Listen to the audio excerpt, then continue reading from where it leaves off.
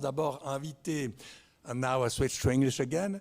I would like for this conference to start this conference. I would like to invite Ambassador of Ukraine, Irina Vindiktova, to make this keynote speech. Irina Vindiktova, you are a public officer and very implicated in the government of Vladimir Zelensky for a long time. You were very well known also after a long career because you are the first woman to have been general prosecutor in Ukraine, and this was from 2020 to 2020 until 2022 in July, I guess. And now you are in Bern as a plenipotentiary ambassador since November of last year. So meaning that you are in the job for a few months. You have already had a taste of also, I guess, and you are very involved for sure in the politics also of your country, and you are very close to the government. So, but without going much further now, I would like you to come here to take the floor, and the floor is yours. Thank you very much.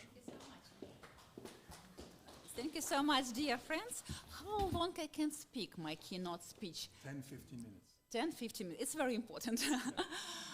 First of all, of course, I want to give you words of appreciation and for this meeting and possibility to discuss, and for everything what you are doing here. I mean all Swiss people, to Ukrainian refugees, and maybe to your position, because it's very important when Swiss people have their position. I'm really very proud that you mentioned that I'm here a few months. Actually, I appointed as the ambassador in Switzerland on November previous year, but technically it always works later, and I'm ambassador from that period when I presented my credentials. That's my career as ambassador started 10th of January this year. And after 10th January, I decided to speak and to have as much meetings as possible. And of course, it was very fruitful for me. When we wrote the program of future candidate of President Zelensky, it was 2018, I was responsible for the sphere of jurisprudence, judiciary, and we took role model of Switzerland in direct democracy and decentralization. I see that real power here in Switzerland, it is power of people. And actually you have very strong and very balanced state. And this is really a very good opportunity to look how it works here. And I remember when my president, it was in 2019, mentioned that in Ukraine, every person is president. I think it was his dream that all our people were so powerful as president. And I see that here in Switzerland, you really have this power of people. For me, it's a privilege to be here, to work here, and to serve my people and my country in Switzerland.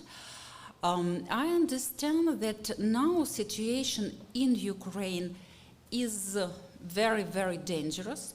Of course, when it was start of full-scale invasion in 24th of February previous year, I think that everyone was in shock when Russian tanks burnt Ukrainian cars, Ukrainian hospitals. Just we look at this via cameras. But now, just imagine, nothing changed. Russian missiles still kill everyday Ukrainians. They still kill militaries and civilians. They still kill kids. They still kill ordinary women. Nothing changed. Change only maybe the situation when we are not so deeply touched. And I am very appreciated that we today again discuss this war, and I appreciate for this word, war. It's a crucial aggressive war, Russian Federation against Ukraine. And every day we live in this war. And I want to stress again and again here in your special, unique, safety and very strong country that it's impossible just not look in this side. We speak not only about war against Ukraine, we speak about crime which so long as 9 years. Switzerland is a country of rule of law. Your country under ICC, International Criminal Court, under umbrella of ICC. You ratified Rome Statute. And of course, these, more aggressive crimes against humanity, war crimes, genocide, and crime of aggression, of course, this is very serious crimes in Switzerland too. We are here absolutely with ordinary, similar, and very important values. Safety, life, to be alive. It's impossible to be killed only because you don't want to live under government of Russian Federation. But Ukrainians are being killed every day only because they have their own path. They have their own choice, and we fight for this during 9 years. I'm very appreciative for all assistance, financial, military, other solidarity of our partners. But if we look very honestly, we're all here adults, and we can speak very honestly, for example, with themselves, if not in big meetings. But if we, Ukraine, still 9 years live in a crime of aggression, and every day we lost the best people, every day we lost our children, it means that all this solidarity, all this assistance is not enough, because it was not effective enough to stop this war. And this is honest position. And we have from one side whole civilized world, very strong, with democratic values from one side, and Russian Federation from other side. Russian Federation who are crucial, violated international order. Russian Federation who really again and again do these steps of aggression against not only Ukraine, against Europe, against USA, against Great Britain, against all countries who try to stop this violation of international order in international law. And if to be honest with ourselves, just go to here in Switzerland, to your expensive shops, to your museums, to look who are living here, and you will see a lot of representatives of Russian Federation, of country of aggression, which a government, the most influential person, President Putin now, is an official war criminal.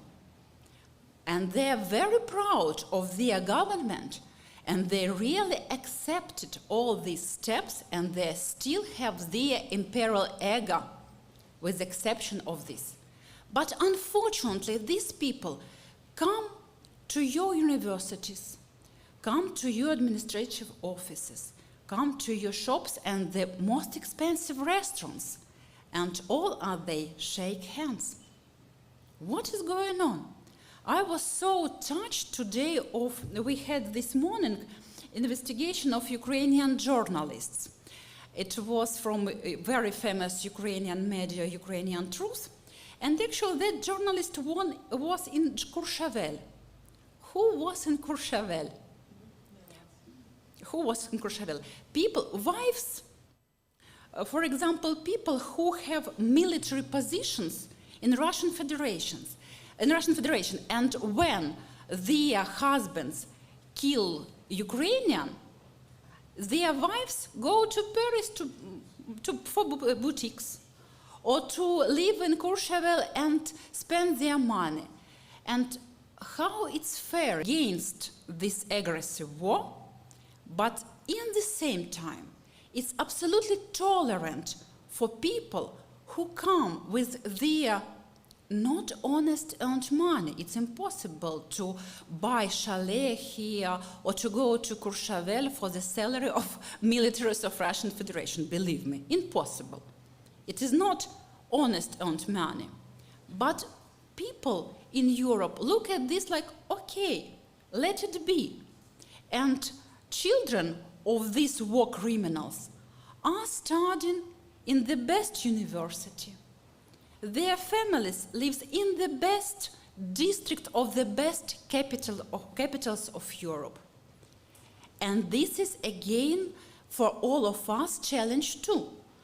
Because, you know, from one side, we are solidarity with refugees from Ukraine, but from other side, unfortunately, it's impossible to stop war right now, right today. But maybe if these Russian families are not shake hands in your society, maybe after that, Russians do something in their state to change the situation. Because the theater of war is only on the land of Ukraine.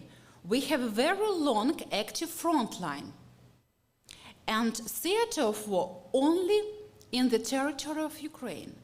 And only Ukrainians are under missiles attack, not Russians. That's why from time to time I hear here in Switzerland some discussions about Russian refugees. Who are victims? Which refugees, actually? And you know how deeply Russian culture inside your society. It's very strange just to analyze by themselves. In the 80s years of previous century, you have a lot of people who had this military service as obligatory. And people who served in that period of time, it is enough big percentage of society. They remember that Russia, it was Soviet Union in that period of time, was a threat for Switzerland. But now you are dreamed about Russian ballets, opera, and so on. You are still have here Russian propaganda channels. Everyone understands that information war, it's more dangerous war, and propaganda is a weapon. But unfortunately, here in Switzerland, you have this weapon, Russian propaganda, absolutely everywhere. And maybe again, it is position. Why it is? You mentioned, I see that it's very good that we don't have a lot of Ukrainian names of cities and, for example, districts. But you use Russian words. From time to time, I see the word Kiev. But sorry, it is Russian word, Ukrainian word Kyiv. You use Russian narratives, not thinking about this. I am very happy that now you know who we are Ukrainians and what is Ukraine. Because maybe 10 years ago, when I traveled during the globe, in Europe, everywhere, when people ask from which country are you, I mentioned I'm from Ukraine. They say, it's near Russia. And it was all knowledge about Ukraine. Now it's a tragical moment, but now you Europeans know what is Ukraine and where are we. And Russian behind us, not we near Russian. Because only 250 years, the German princess Ekaterina II, who was empress of Russian Federation, rewrote the history. And before this was Peter I, who was the last Tsar and the first Russian empire. They occupied Ukrainian lands, and after that, it's possible to transform it from the Russian Tsarstva to Russian Empire. Only 250 years. For European history, it's about nothing. But why you are so scared before Russian Federation? It's so strange for me. You know, now you see how Ukrainians can stop the second army of world. And I think that these stereotypes that Russia are great, maybe it's not truth. because Russia, even the name of this country, it was again stolen. It was stolen 250, 60 years ago from Ukrainian lands. That's why I think it's for start, for key speech enough, then we will discuss all of this. But I want to say and stress again that war is still going on.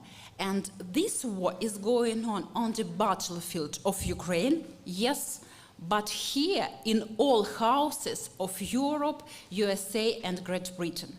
Because war, it's not only war on the battlefield. War in our minds, war in our hearts, and war is about our position.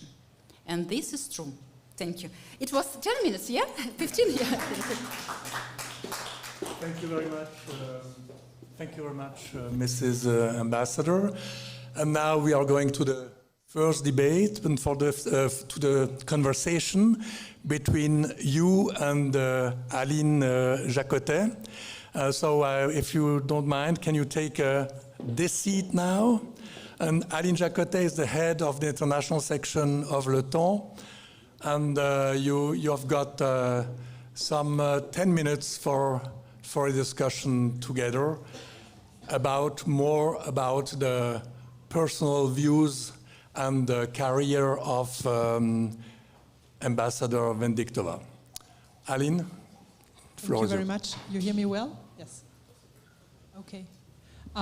Maybe I will start with a short introduction about your work and your career. So you were born in Kharkiv, where you became a professor of law at the National University.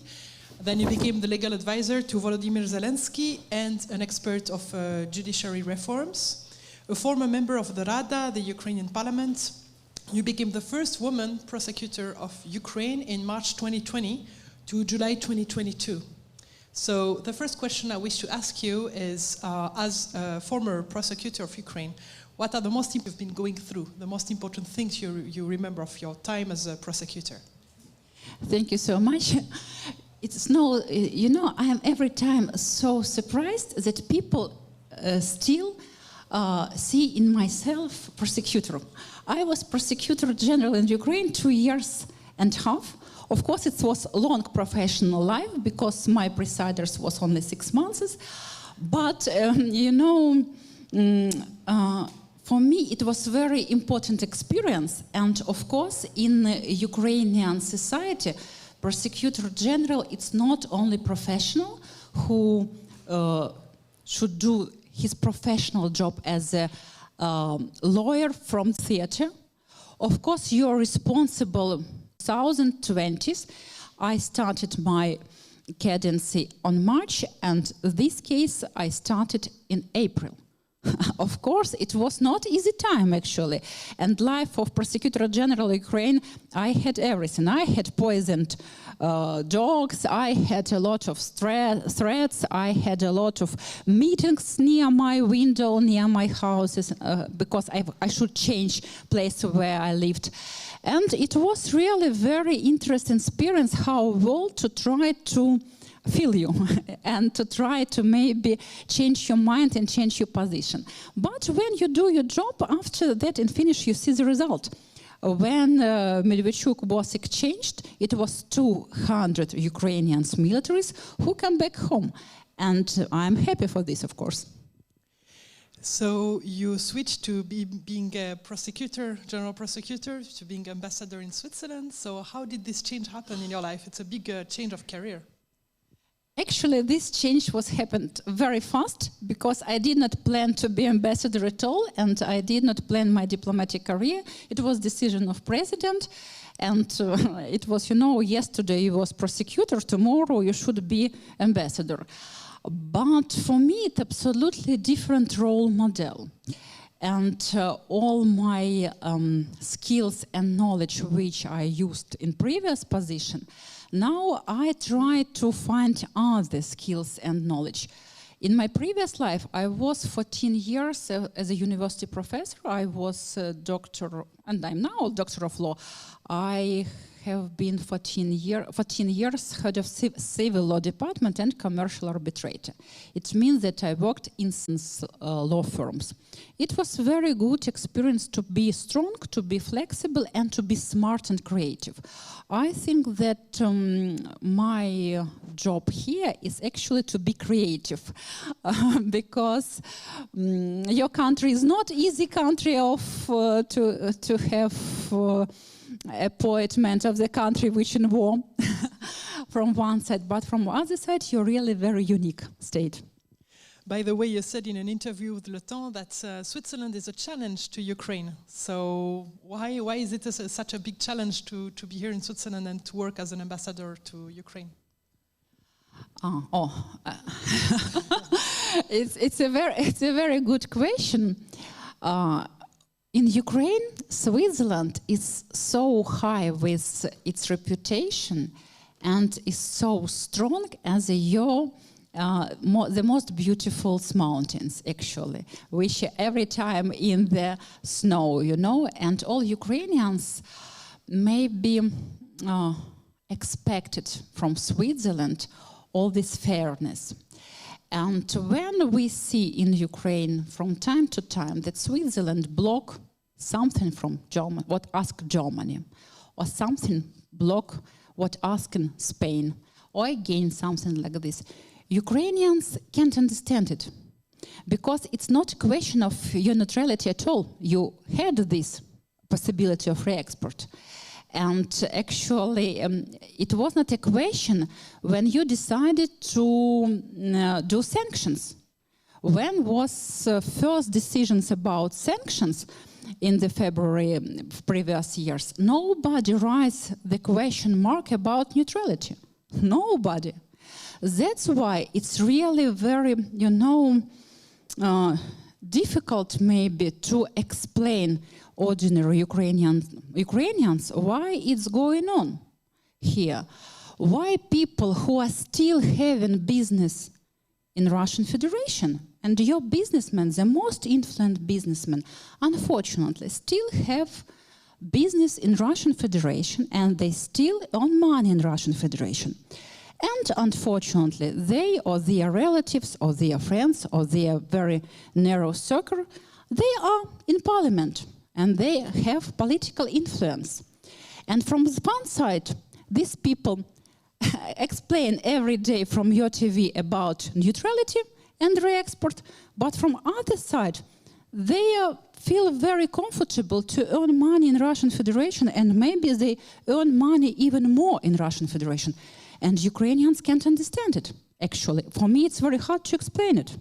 That's why really it's a challenge. From one side, we know that Switzerland about high reputation, about high standards of democratic values, about rule of law, but from other side, we see such examples of unfair game. It's really game. What do you expect exactly from Switzerland?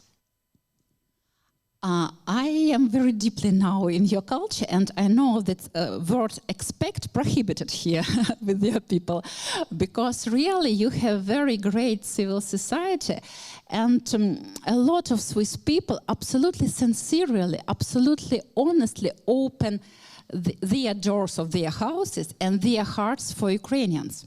That's why I know and I respect it very much that you have a so strong state, because during the last 300 years you worked very hard with your state institution, with your civil society, and you have done it very responsible, as a very responsible citizens. That's why I understand and I respect national interests of Switzerland. I just, my job is every day to speak about Ukraine, that Ukraine now fighting, and again, we lost the best people. Not only because of Ukrainian dream to live in free and independent state, but of course it's our national interest too. But it is true, we fight for your houses, we fight for your safety, we fight for your balance and for your possibilities to have position.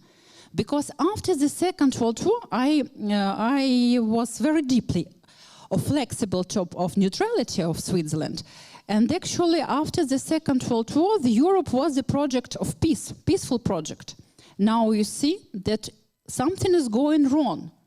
And why one state of aggressor, decided that it's possible to do.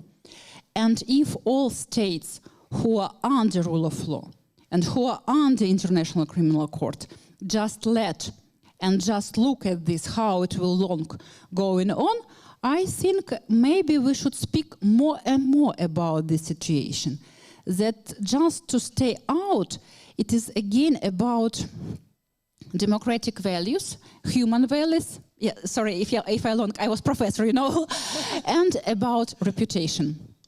One last question. On a more personal level, your husband is on the front line right now. So how do you manage keeping a cool head and managing on your work while he's on the front line? How do you do that? It's impossible to have a cool head and cool heart, absolutely. But you know, I have a very honest position now. I think that when I wake up every morning with actually these ideas and these things, how I could be more, you know, constructive and fruitful for my country, because everything what I have in my country. That's why I have focused every day, of course, on Ukraine. And, you know, all Ukrainian families, most of us, live in this style. If you have Ukrainian refugees at your houses, you see women and children. Their husbands, or they fighting, or they doing their job instead, because it's front, because they try to do business and pay taxes and try to make our state stronger. And all Ukrainian families live like this. It's a normal life. It's a very hard life. But I think it's, again, I'm as a part of my country. Thank you very much. Thank you. Thank you very much. Thank you very much. You can take your seats back. Thank you. And now we switch to debate, and we're going to start with some introductory remarks from the ambassador of Moldova, the ambassador here at the UN in Geneva. Tatiana Molsean, Her Excellency, is a career diplomat, I can say, I guess, 20 years in the diplomatic service of Moldova. And before of being ambassador in Geneva here at the UN, you were Secretary of State for European integration, and you are here now since, I guess, 2020. So welcome to you, and the floor is yours. Thank you.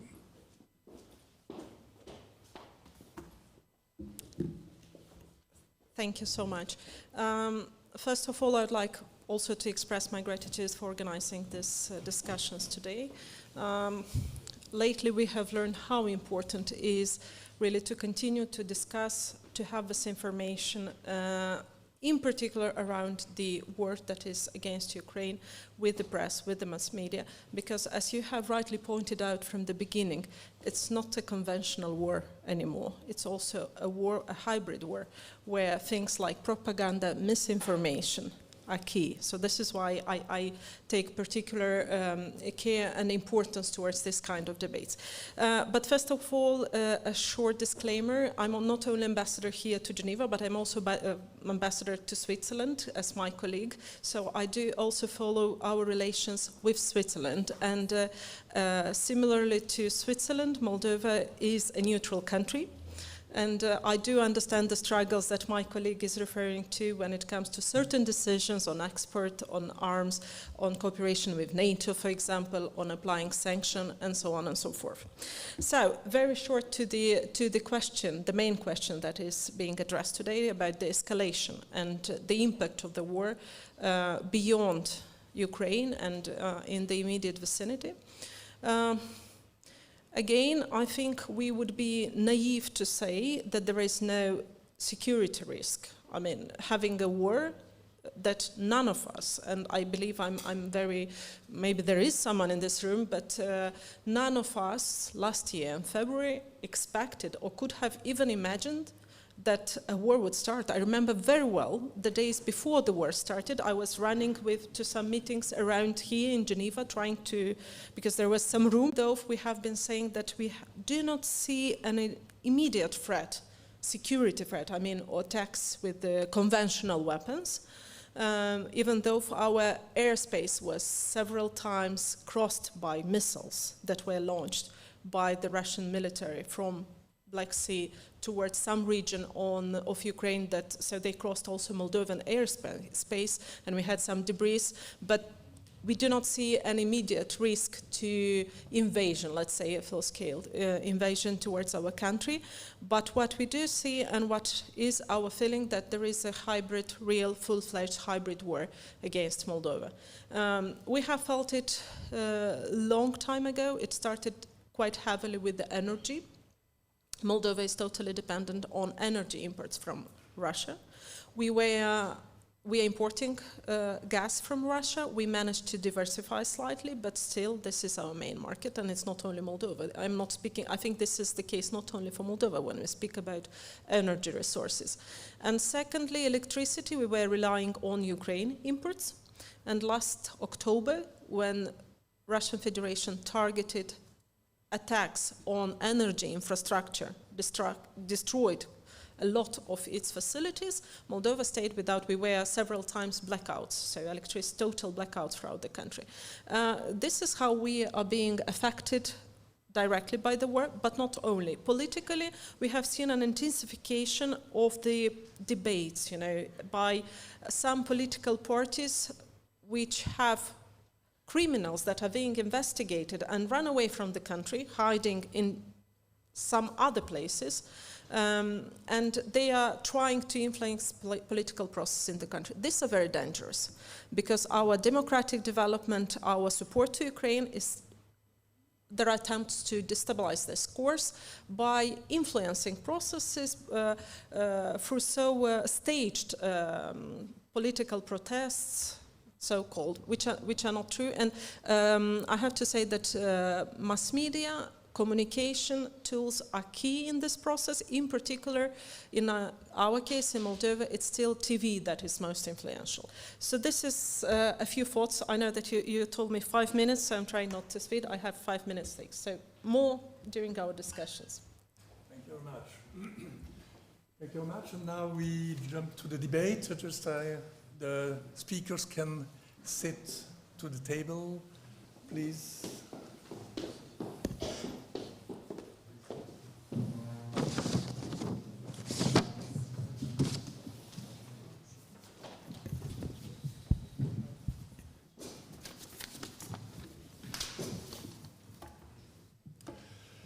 So, thank you. I don't have to present you again, so I will present Pierre Azan.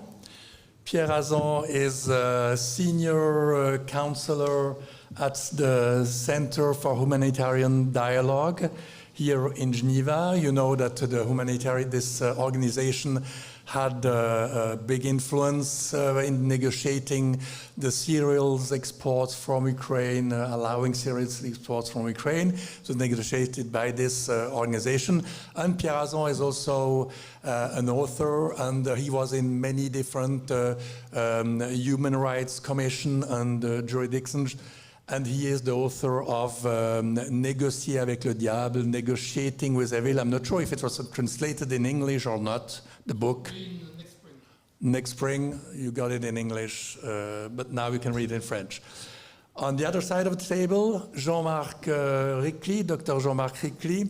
Jean-Marc Ricli is from GCSP, the Geneva Center for Security Policy, well-known organization, who is also very focused on this, the question of Ukraine, also following closely negotiations, how they are starting perhaps in a certain way.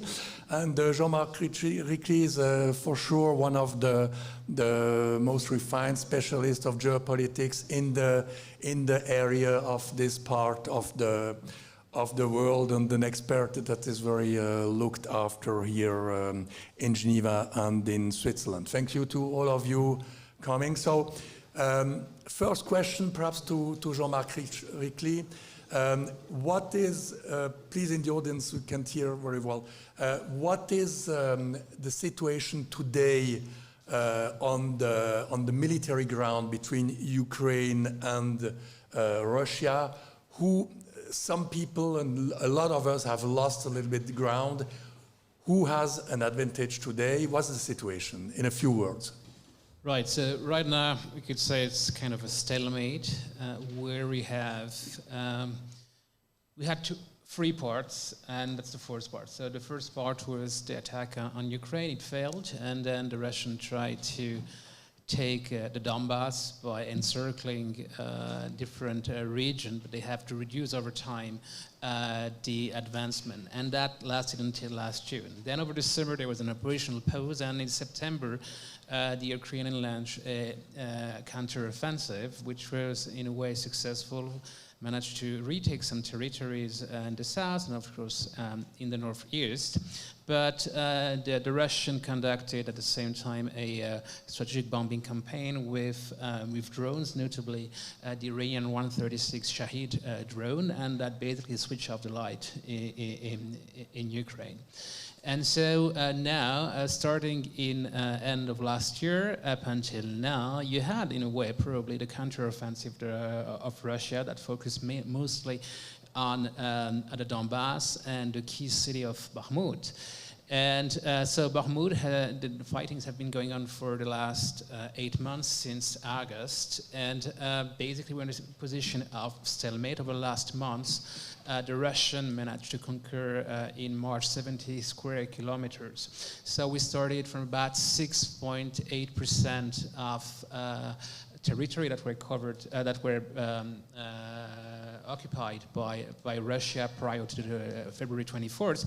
We moved up to 25% almost at the peak, and now we are down to about 16% of Ukrainian territory. And so what we've seen now is that there has been really high level of attrition. It is estimated that probably around 75,000 Russian soldiers have been killed, up to 250,000 casualties. Just to think about that, 75,000 Russian soldiers killed, that's more Russian soldiers than all the soldiers killed, Russian soldiers killed since the Second World War. We've seen attrition rates that are similar to the First World War, up to 1,000 soldiers per day were losing their lives. So we are seeing pictures that are very reminiscent of the First World War, trench warfare, but at the same time we also have the addition of new technologies and for instance, drones that are used in a different way. So basically where we are now is stalemate, and the next step probably will be a counteroffensive from Ukraine, and Ukraine is building up its capabilities, notably by waiting for delivery of tanks and aircraft. Just to follow up on this point, is this situation favorable, if I can say, to an escalation, to open by Russia, open a second front, go further on, perhaps in Moldova or in any other country around Ukraine? How do you feel that? We know that Belarus is also involved. Right, I'm quite skeptical about opening a new front, because the Russians are really actually in a state of stalemate. So we have seen and we have heard threats that are of nuclear nature, and we might talk about that maybe later, because that's part of it. But I don't see now the Russians having capabilities to open a new front. There might be some pinpoint attacks, but they don't have for now the capabilities to escalate conventionally. Pierre Azan, I know you are not a geostrategist, you are more a negotiator, but in your views, what are today the risks that the war extends, and are we more far away each day from peace, or are we going closer? How do you see this cursor between war and peace today moving since a few months? Well, thank you. I wish I would have a crystal ball. I really don't know, and I agree with what has been said before, but a few things struck me. One of them is the attitude of a number of countries, and what we speak very often about the global south. And as you mentioned so rightly before, the war is happening almost worldwide today. And we see a lot of countries which are not supporting Ukraine nor the Western world. And I think it's quite telling of a new balance of power worldwide. And I think if we get more specific to some countries, then it becomes more and more interesting. If we look at what's happening in Central African Republic, in Mali, in Burkina Faso, in regions which were former French colonies, suddenly you see that Russians are very present and French basically are kicked out. The first dimension. Then if we look at other countries, if we look at the MENA region, Middle East, I'm not talking about so much about Syria and Iran because it's so obvious, but look at more interesting countries. Look at the Emirates, which became basically a place to circumvent the sanctions. Interesting.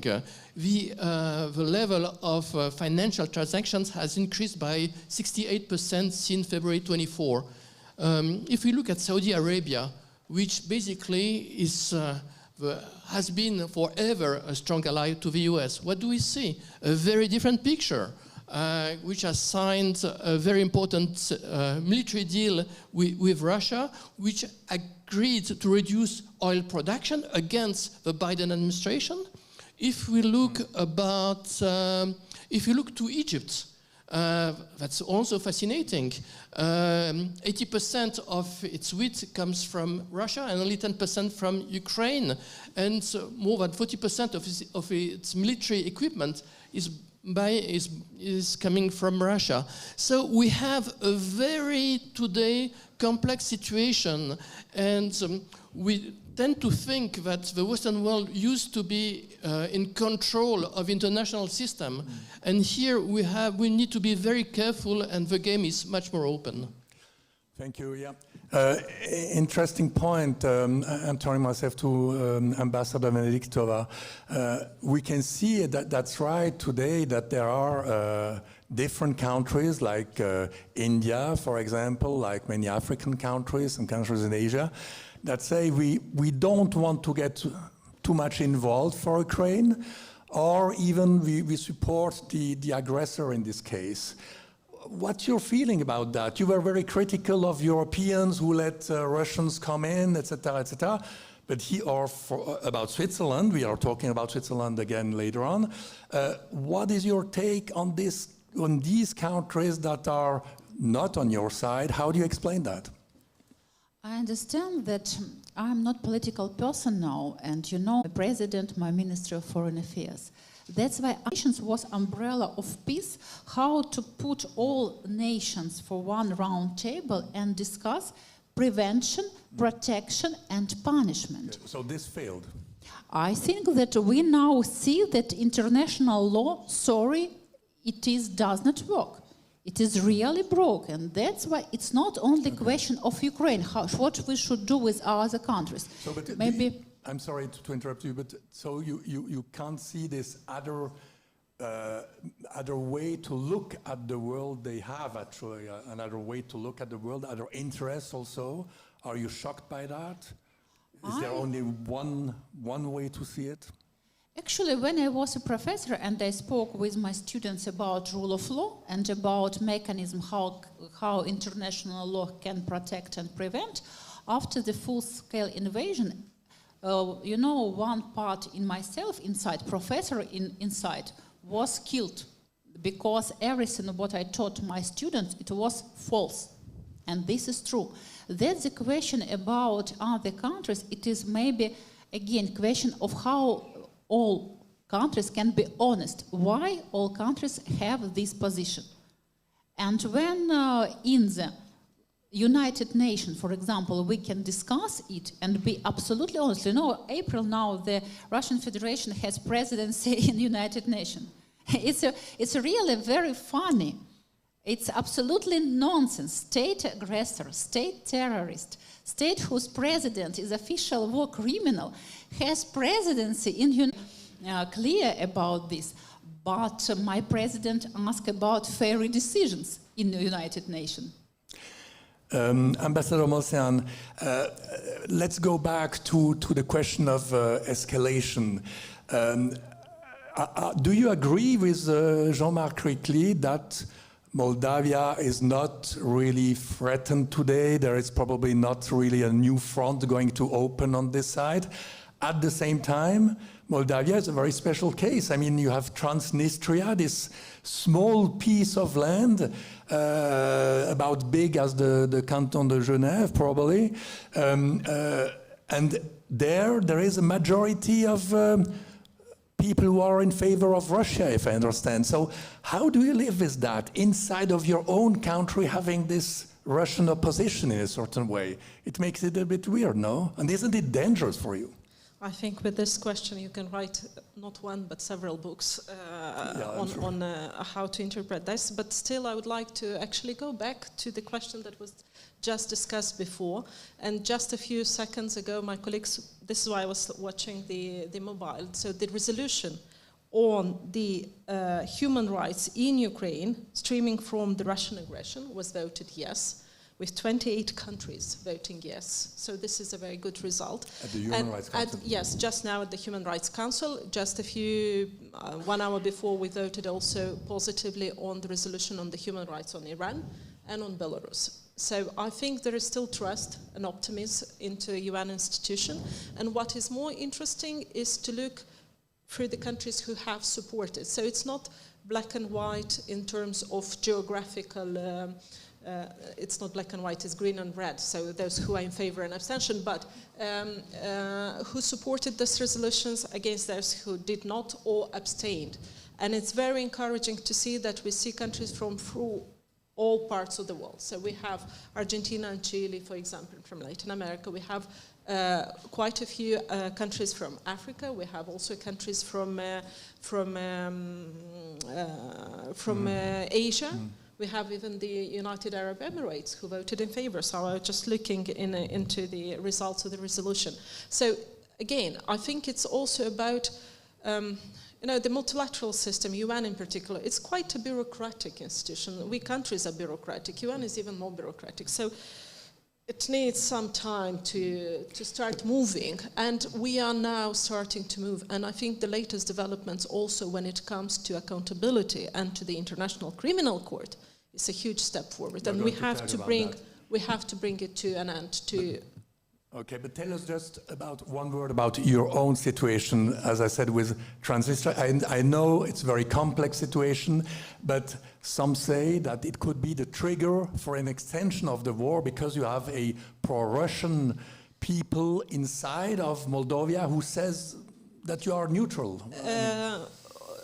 First, also about the Transnistrian region. It's a breakaway region. It's an artificially created region within the country. From the Soviet time, when part of the 14th Russian or Soviet army was withdrawing, they still have some limited military presence there. Officially, it was kept there to guard ammunition. Well, that is considerable. We still have 20,000 tons of ammunition, old ones, that by itself poses a risk because they can explode, and we've been talking about this for some time. Now, about it's been supported by Russia. And how do you live with that? Exactly, how do we live with that? But we have to make a distinction between the de facto leaders in the region and the population of the region. The majority of the population in the region, including my in-laws, by the way, my husband is from there, they are Moldovans. And the second as population, it's not Russians, it's Ukrainians in the regions. They are Russian-speaking, because Russia had a very aggressive policy of Russification, as we call it. And by the way, you are saying Moldavia, it's Moldova. Moldavia, it's a Russian approach, but okay, it's quite often. So it's a Russification. And this happens throughout the country. It's very interesting, this aspect. And in Moldova, again, not like in Ukraine, we are okay with having, Russia is an official language, is a working language, not official, so it's a very tricky. So if I'm being asked a question in Russian, I'm by law to respond also in Russian, and we haven't forbidden it, so we're okay with that. But let's not mix nationalities with Ukrainians is the second nationality in Moldova, for example. The same goes for Transnistrian region. The influence is in terms of economic power and military power, not in terms of the thinking of the population. Here, I would have a long debate about this, about the influence, and a lot is about speculation, is about creating tension in the country that the supporters will lead to. No, I have greater confidence in the population of Moldova that is not something that would trigger an escalation. But again, one lesson that we learned last year, you cannot make any predictions. So even though, and we've been looking not only as Moldova, like Minister of Defense, Intelligence, but also international, saying that there are no immediate risks. So we were talking now about the risk of extension of a conventional war. What about the risk of going towards a nuclear war? We know that as said, there were some threats that Vladimir Putin has talked about, Moscow has talked about. He could perhaps go to use the nuclear weapon. What are really the conditions that Russia would be in a situation where they would go and push on the nuclear button? Perhaps Jean-Marc Ricli, how do you feel this risk today? Well, the nuclear question, for a security analyst, of course, you have to take it into account. And probably that's the hottest crisis, nuclear crisis we've been living through since the Cuban Missile Crisis. But we also have to remain cool-headed. So probably the high point of the nuclear threat was the 28th of February last year, when Russia basically increased its level of readiness. And that led some countries, like France, for instance, who have 4 nuclear submarines, to send into operation missions, 3 of them. That's for the first time in the history of French nuclear deterrence, that 3 nuclear submarines out of 4 were actually at sea. Now, what we've seen over the last year is obviously some threats, mostly not by Putin, but by people like Medvedev and others, to create a rhetorical environment where they heighten this possibility.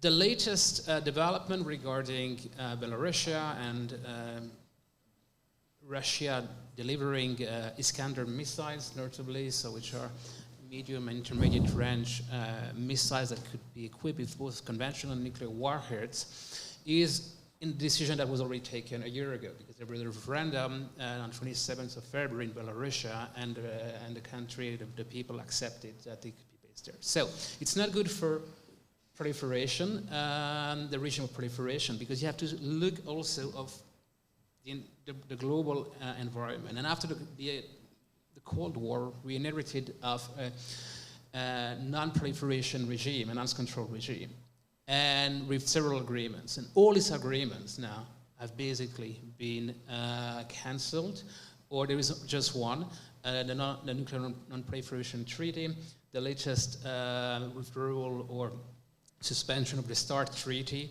means that there is no longer this control. And that is worrying, because during the Cold War, there was some rules that were established, whereas now, basically, we are removing. So the risk today is higher than during the Cold War, you think?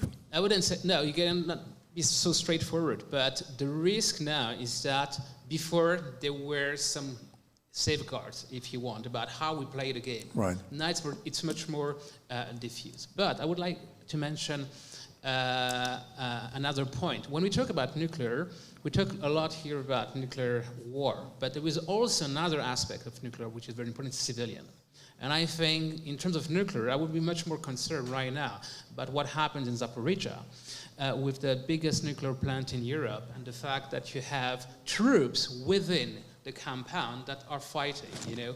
And if Zaporizhia, the plant would be attacked, then we would be in a very difficult situation. I mean, we've known in '86 Chernobyl, we have absolutely no interest for this nuclear plant to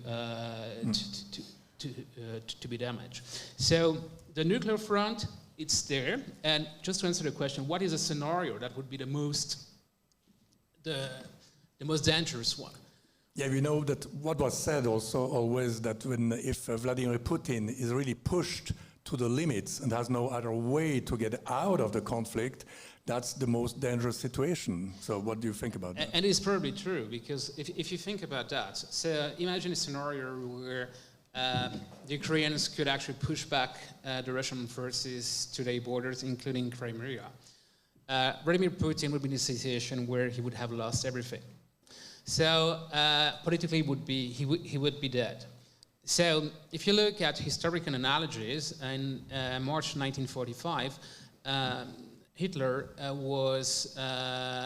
gave an order, the so-called Nero order, where he ordered his Minister of Armaments to destroy all infrastructure of Germany because he saw that the Allies were about to invade. Speer declined to execute the order, but we have historical analogies. You know, when states leaders are about to lose everything, they could actually take any type of decision. And as a security analyst, my point is not to say that it will happen, but as a security analyst thinking about that, this scenario probably would be the most dangerous one.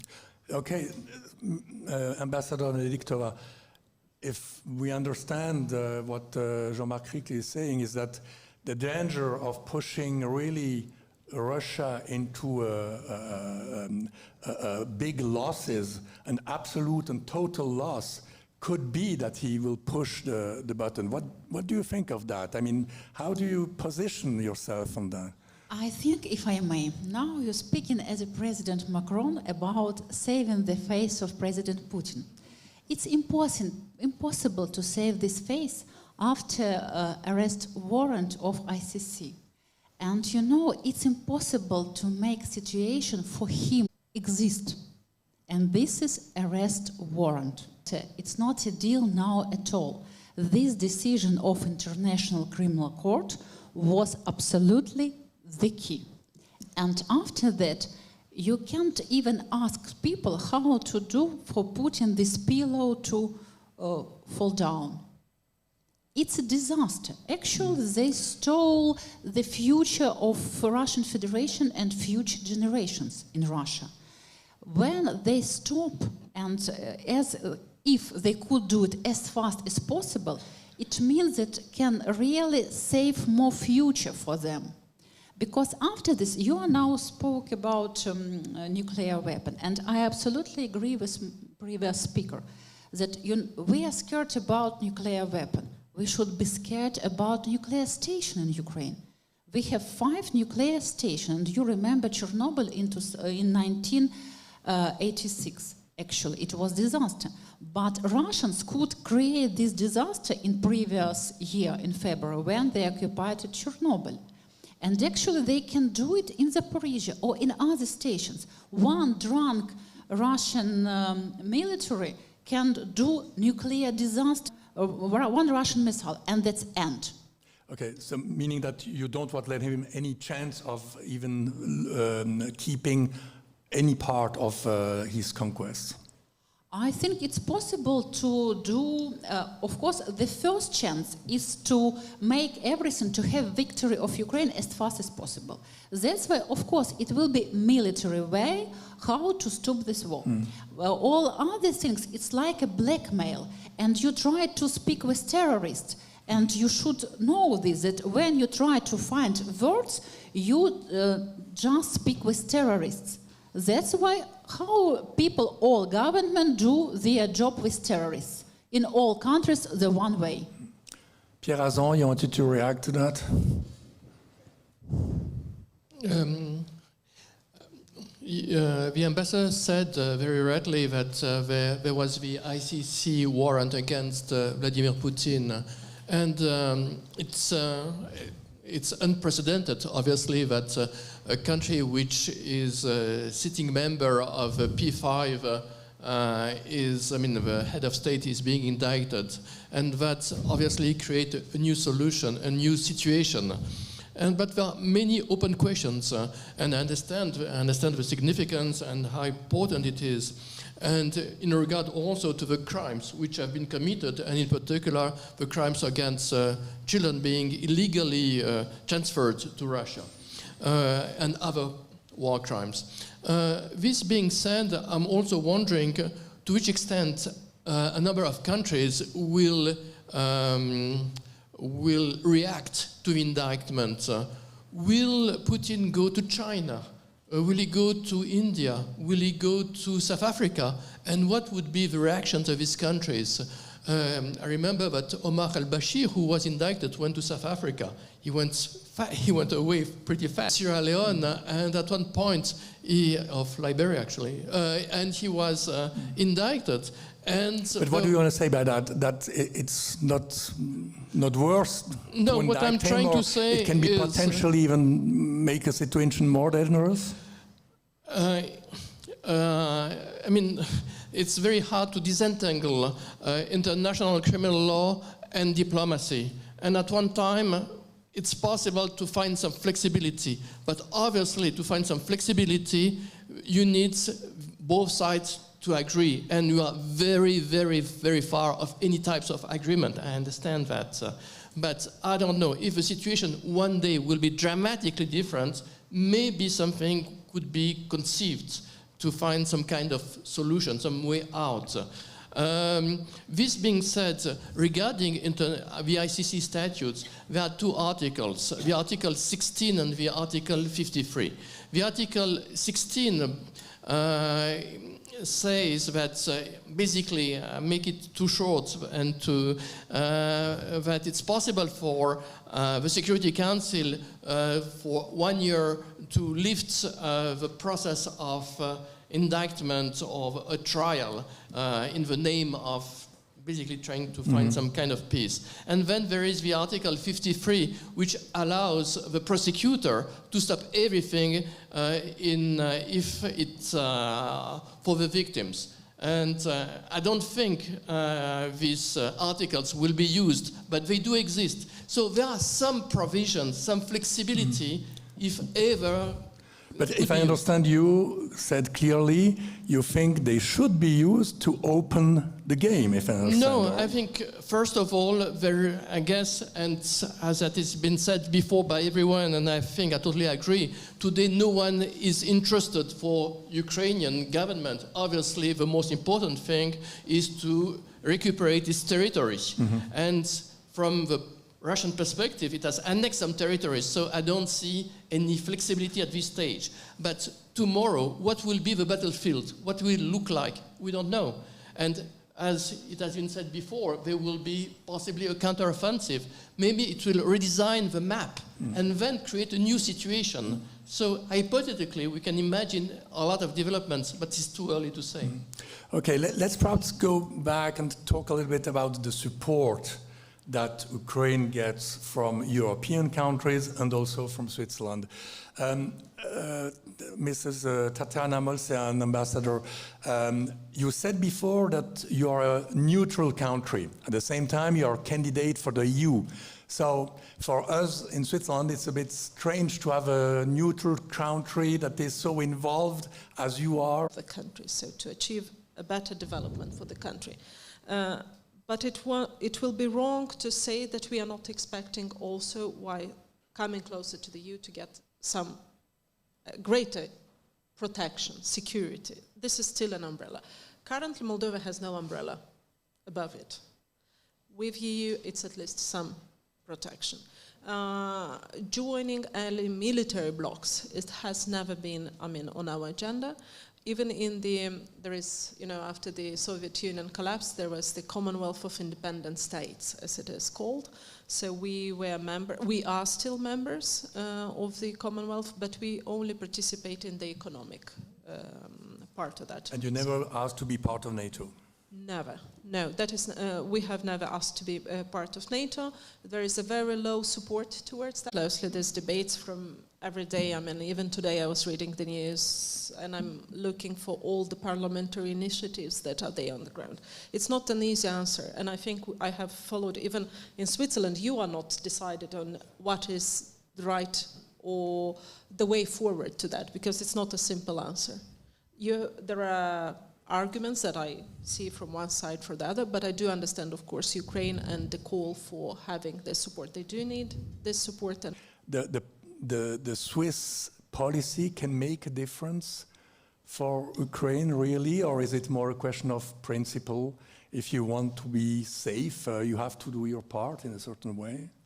Actually, if I may, I say that here's a very simple answer, actually. It's not a question about re-export, which we mentioned. You had this re-export just 2 years ago. It's not a question of your constitutional pillar at all. The rating and social resources of your populations shows are that people for this re-export. That's why it's only a question of time. And again, as I mentioned at the beginning of our meeting, that here in Switzerland, the most powerful people are people. And this is very good, how people decide, and this will be. And actually, the question of re-export, it's not about neutrality. It's not about your constitutional pillars, not at all. It's just a law. And Parliament at the head of committee. I know how to do it, actually. It's not a deal at all. For this, you need only political will, not more. That's why the question. So why is there no political will, you think, in Switzerland? Can you understand that? I think it's a question again of discussion inside the government and inside the parliament. Because for Ukraine, question of re-export, it is a question of your position and your signals, not more. Because you understand, when Spain or Germany can send us 30 tanks, we need 3,000 tanks. And again, we need these tanks. It's a question of survival our people and our state. And for me, it will be, very, very upset if you change your mind, actually, with re-export. And of course, it will be. But it's a question of time. It will be in 2-3 years. Again, it is a signal for all countries about your position. Have you had the opportunity to tell this to a member of the Swiss government or to Swiss parliamentarians, and to have this clear message? Of course, this is my favorite topic of discussions, and all meetings here in Switzerland, I have these statements, and actually people agree with me.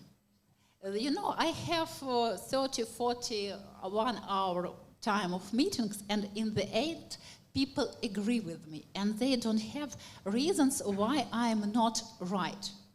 That's why, again, I understand that it will be. It's a question of time. But now, again, I started with it. It's a question of maybe reputation and fairness.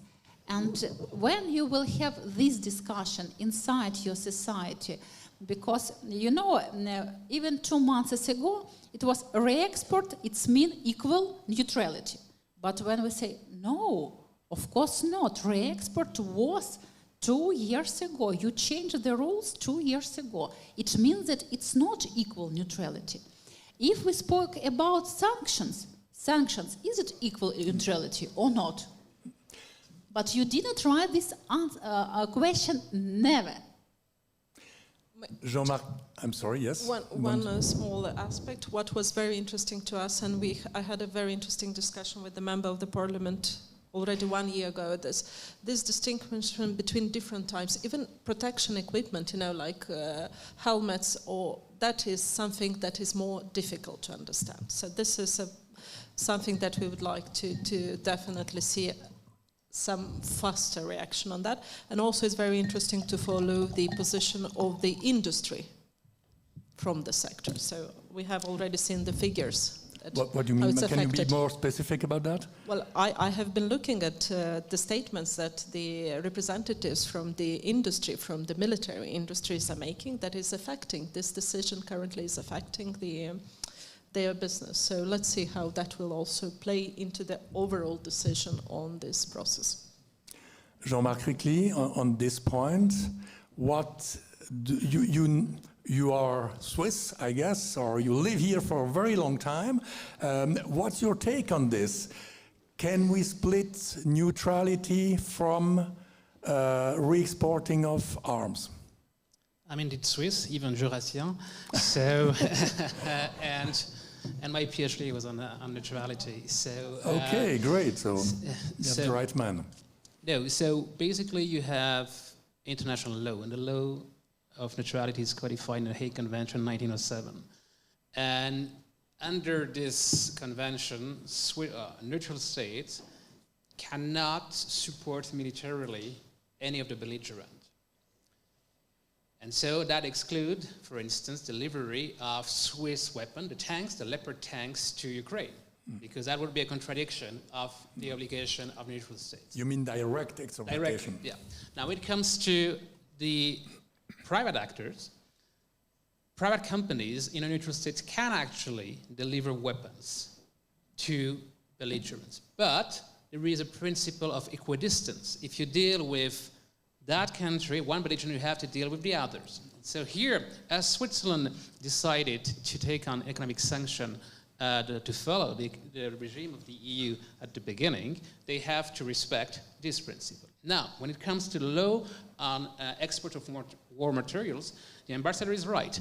It's not directly linked to the law of neutrality. It's the Swiss government that decided that, okay, we want to prevent any problem with Switzerland, therefore we will not agree on re-export of war materials to countries, to a third country. So Germany now providing weapons to Ukraine. So that said, obviously, Switzerland, neutrality is both a security policy instrument. That's why neutrality is only mentioned expressly in the Swiss constitution, because it has never been considered by the legislator as an aim in itself, but as a tool. And this tool evolves with the international situation. And there has been a massive reinterpretation of Swiss neutrality in 1993, whereas during the Cold War, Switzerland could not participate in any political organization. Suddenly, with the war in the first Gulf War, the government decided to change this concept. And so now, the law of neutrality is dependent on the UN Charter. So when the Security Council takes a decision to use military force, Switzerland has to abide by this. In that case, it's different. The second aspect, though, is that neutrality is not just a tool of security policy, but it's also a tool of identity. And Swiss identity is profoundly political. What binds together Swiss German, Swiss Italian, and Swiss Romand is the fact that they share similar political institutions. And neutrality is a core of this. Right, but neutrality doesn't mean, again, neutrality doesn't mean non-re-exportation. Yeah, so on that point, right. But when it comes to changing that policy, why it's very difficult for Switzerland to change a policy.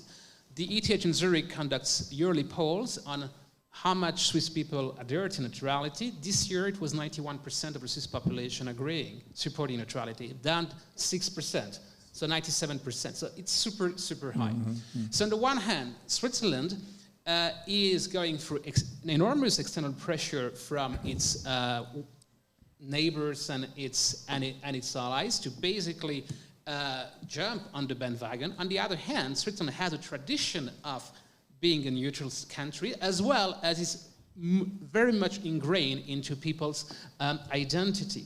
And so foreign policy, if you want, is the outcome of both reaction to what happened in the world, but also mediated by the domestic polity of the country. So that's why you see this debate in Switzerland. And in Switzerland, you have very different perspective between the Swiss People's Party, which considered a very traditionalist, sovereign perspective on neutrality towards a much more pacifist of the left wing. And so, to get these people on board, because the Federal Council basically is a consensual government, you need to find a middle ground. But at the same time, obviously, lots of pressure from the outside, and for the Swiss arms exports industry, that will probably hurt, because obviously countries that would buy Swiss weapons in the future, if they know that they will no longer be able to be re-exported, it's a major hindrance. So this is a conundrum. Pierre Azon? Yeah, well, just two, 3 points rapidly. One is during World War II, it didn't prevent Switzerland to export arms to Germany mostly, and maybe 20% to the other side. Second, the fact is, I think there is a contradiction which is quite interesting in the Swiss Constitution, because on the one hand, the Constitution is asking for the Swiss foreign policy to work towards peaceful coexistence, meaning bons office, meaning mediation, and also to promote human rights. And both, they don't go hand in hand, because human rights would be exactly to do what you are asking Switzerland to do, to protect international law, to fight against aggression. But if you want to position Switzerland as a country which is doing mediation, then you take a different position. And here we see that Switzerland is a kind of, is very embarrassed. You don't export any weapon. That's what you're saying? Export, but re-exportation is totally different. Re-exportation, feel free. Okay. No problem. But exportation, yes. But yeah. Okay. But I think this contradiction about the positioning of Switzerland is wanting, on the one hand, to be on the side of international law, and on the other side, to be on the side of mediation, creates a kind of tension. And we are in this tension, I think, and it's part of the discussion today. Okay, and the time is running out, but I'd like just to talk shortly about possibilities towards finding a path for peace. Ambassador Venediktova, what would be the basic, first, how do you feel today? Is there any possibility, do you feel, for a start or kind of peace negotiation today? And what are the conditions that Ukraine puts to start a negotiation? I have every simple answers for all your questions. Peace That's formula great. Zelensky, our victory, and our victory, we, peace-loving nations, decided what to do next. Okay. Yes, victory on the battlefield, of course, and peace formula Zelensky. Victory, but your victory depends for Ambassador Marcian, what do you see I tend to agree with my colleague. I mean, on that and by President Zelensky, and we don't see them being. Have to have a major push on the military side, or the way to settle these issues is time, when basically you let the situation like this and it carries over a very long time. But the prospects on in this scenario are not really good right now. And you have to bear in mind also that for Ukraine, there is kind of not a deadline, but an important date, which is the US presidential election next year. And so basically this year will be critical for Ukraine to, if they want to will be clear. I mean, we'll have a clearer view in a few months after possibly a new counteroffensive. And I'm also thinking, and that has been written in many newspapers, about solution without a solution. I'm thinking about the two Koreas, which are technically at war for more than 50 years now. So we can, and other situations, including Germany, which was divided for a very long time.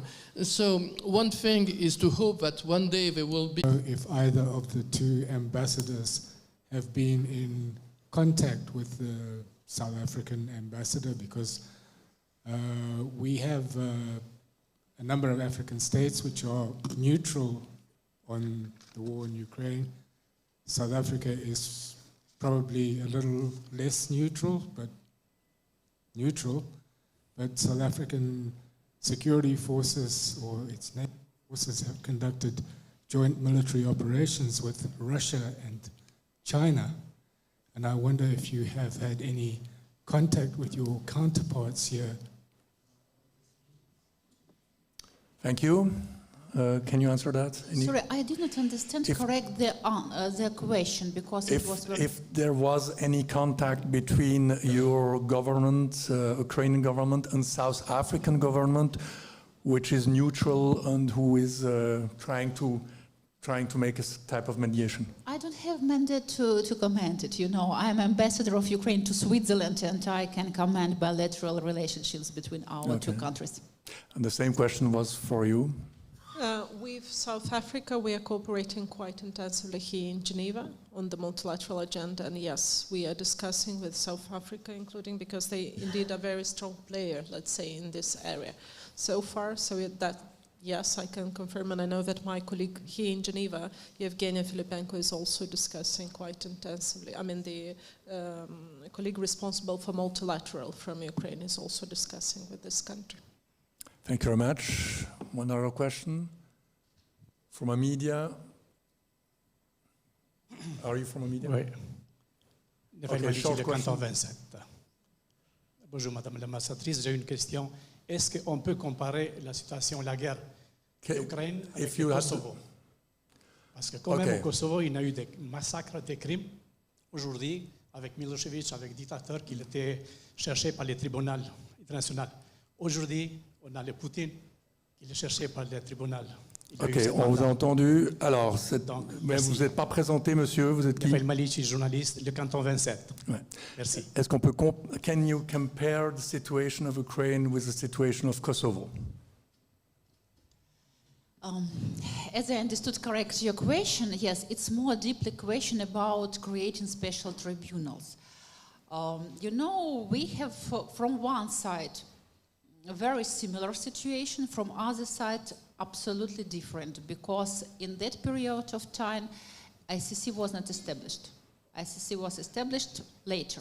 That's why, of course, my state tried to find more possibilities and to make more legal solutions in this sphere.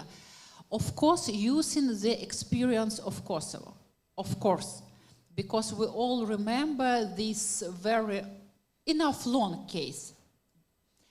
You know that my government cooperates very closely with ICC, and from other side we are calling for special tribunal of crime of aggression. That's why we see that all approaches will be effective, and we are calling for all of them. Thank you very much. I'm sorry, but we will have to interrupt here. Thank you for your patience and for this very interesting discussion. It was very, very thoughtful, and I think we got a better view of all the situation there. Thanks to you all. So now we have a short break, 15-minute break, and we start again afterwards to talk about the situation of Ukrainian refugees in Europe and how further. Thank you very much, and thank you.